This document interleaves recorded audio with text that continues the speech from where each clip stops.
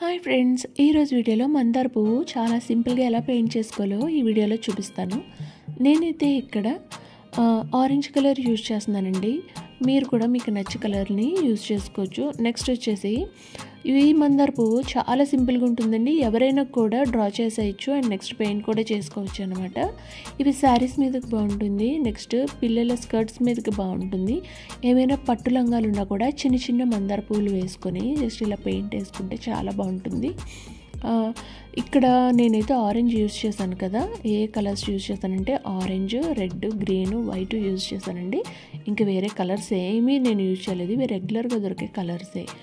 So ఇది చూడండి, మొత్తం అంతా ఫిల్ చేసేస్తున్నాను. చాలా సింపుల్ ఫ్లవరు ఇది, ఎవరైనా చిన్నపిల్లలు కూడా డ్రా చేసుకోవచ్చు. నేను బేసిక్ మందార పువ్వు అనింది ఈ వీడియోలో నేను పెయింట్ చేసి చూపిస్తాను. చాలా సింపుల్గా చూసి నేర్చేసుకోండి.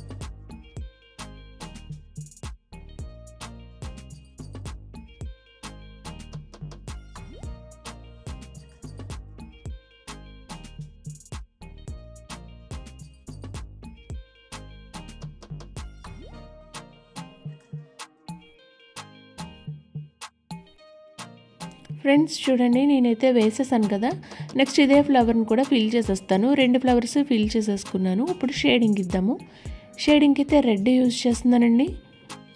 ఏదైతే డిజైన్ కనిపిస్తుందో ఆ డిజైన్కే మళ్ళీ నేను రెడ్ కలర్తో గీస్తున్నాను అంతే. ఇంకంతకు మించి నేను ఇక్కడ ఏం కష్టపడట్లేదు. సో మీరు కూడా అలాగే చేయండి. చూడండి ఎంత నీట్గా వస్తుందంటే దాన్నే జస్ట్ స్ట్రోక్స్ ఇవ్వండి. ఆ పెయింట్తోనే, ఆ రెడ్ కలర్ బ్రష్ తోటే మీరు ఏదైతే లైన్స్ గీసారో దాంతోనే స్ట్రోక్స్ ఇవ్వండి.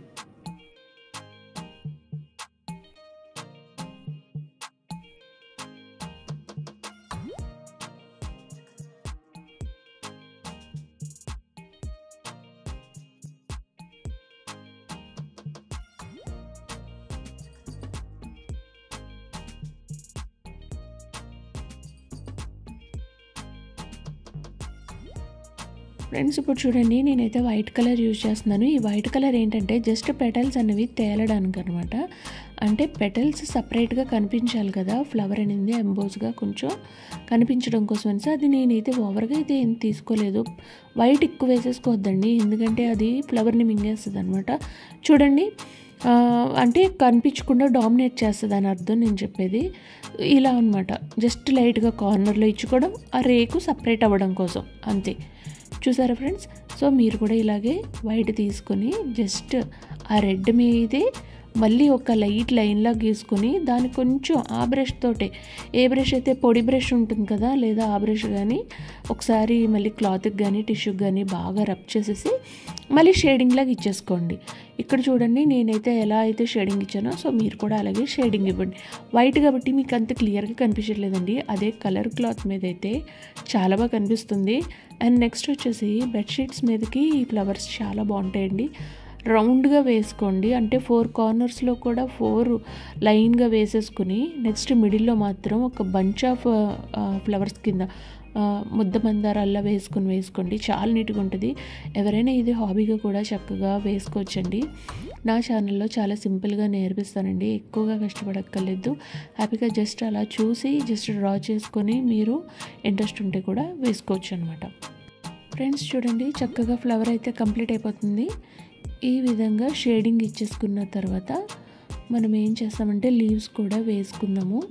సో టోటల్గా అయితే నేను చేసినట్టుగా మీరు కూడా పెయింట్ చేసి షేడింగ్ ఇవ్వండి. లైట్గా, ఎక్కువ ఇవ్వద్దండి, మళ్ళీ ఫ్లవర్ అందం పాడైపోతుంది. ఈ విధంగా డ్రా చేసేసుకోండి. Next leaves వేసేస్తున్నాము. ఆకులకి చక్కగా ఓవరాల్గా శాప్ గ్రీన్ తీసుకుని ఫిల్ చేసేసుకోండి. డార్క్ గ్రీన్ కానీ శాప్ గ్రీన్ కానీ మీ దగ్గర ఏ కలర్ ఉంటే లైట్ ప్యారెట్ కలర్ గ్రీన్ కానీ తీసుకొని బ్లాక్తో జస్ట్ అలాగా షేడింగ్ ఇవ్వండి.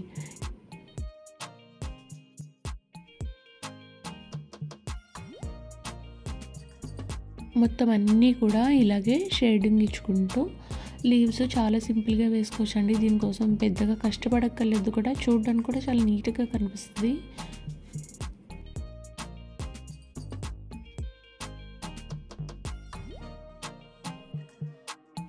చూసారు కదా, టోటల్గా లీవ్స్ అన్నీ కూడా ఇలాగే ఫిల్ చేసేసుకుని చిన్న చిన్నగా షేడింగ్ అయితే ఇచ్చుకోవాలన్నమాట. సో ఫ్రెండ్స్, నా ఛానల్ని కనుక మీకు నచ్చితే లైక్ చేసి, షేర్ చేసి, సబ్స్క్రైబ్ చేయండి. థ్యాంక్ యూ వెరీ మచ్ అండి. చూడండి ఫ్రెండ్స్, మీరు సపోర్ట్ చేస్తే ఇంకా మంచి వీడియోస్ పెట్టడానికి నేను ట్రై చేస్తాను. ఇంకా నా ఛానల్లో నెక్స్ట్ కుట్లు, ఆరి వర్క్ కావాలన్నా, బ్రోచెస్ కావాలన్నా అన్నీ కూడా స్టిచ్ చేసి చూపిస్తానండి. సో నాకు కొంచెం సపోర్ట్ చేయండి.